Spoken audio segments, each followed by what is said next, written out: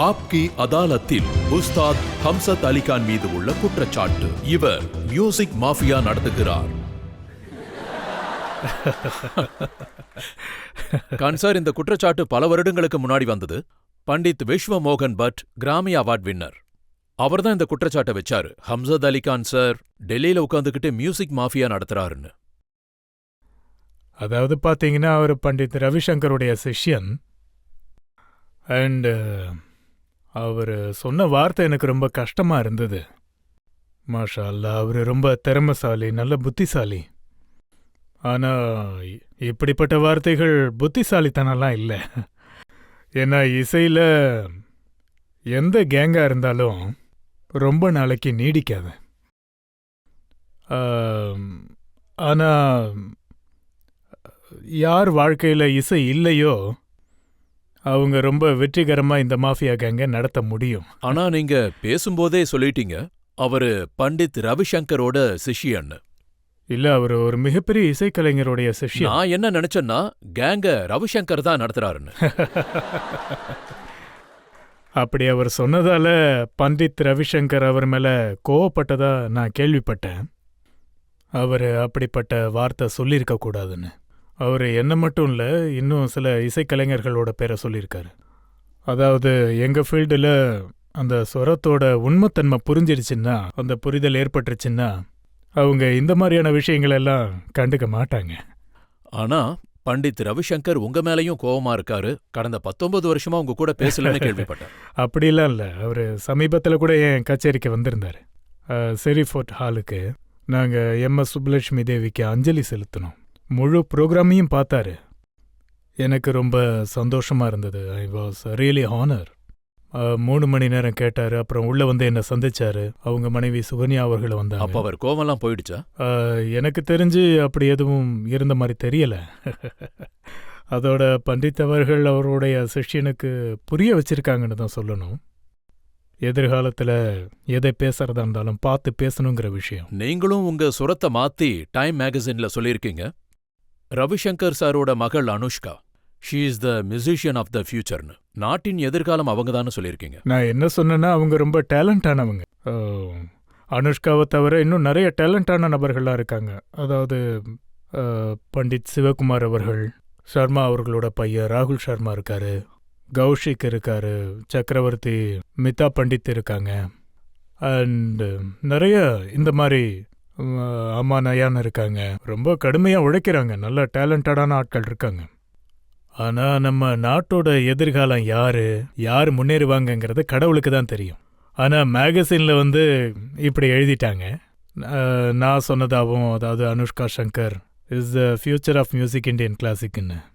என்னால் இந்த மாதிரி அமானயானு கூட சொல்ல முடியாது. நீங்க சொல்றத பார்த்தா அனுஷ்கா சங்கருக்கு எந்த ஃபியூச்சரும் இல்லையா? இல்லை, அவங்க ரொம்ப டேலண்டானவங்க.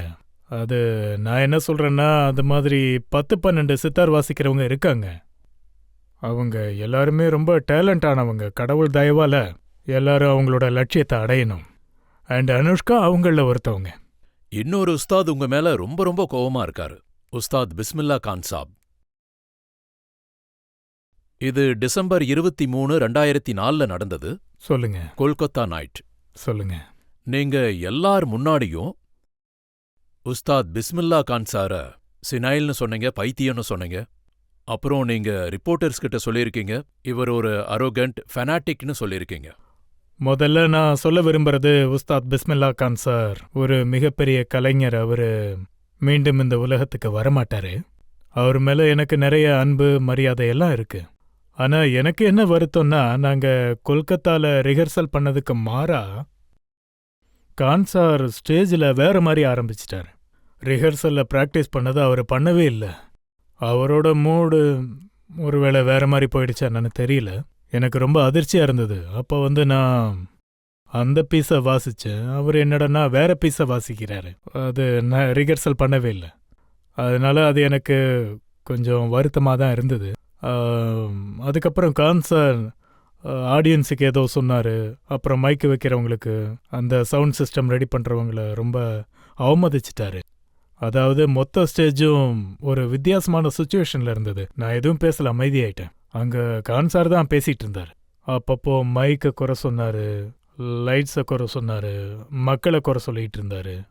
அந்த சுச்சுவேஷன் அப்படி மாறிடுச்சு. ஆனா அதுக்கப்புறம் அவர்கிட்ட நான் வாழ்த்துக்கள் சொன்னேன். அது புத்தாண்டு அதே வாழ்த்துக்கள். நேரத்துல நீங்க இன்னொரு விஷயமும் சொல்லியிருந்தீங்க. இதை வச்சு அவர் பனாரஸ்ல எந்த தெருவை சேர்ந்தவர்னு தெரியும்னு சொல்லியிருக்கீங்க. இல்ல இல்ல, நான் அவர் மேல ரொம்ப மரியாதை வச்சிருக்கேன்.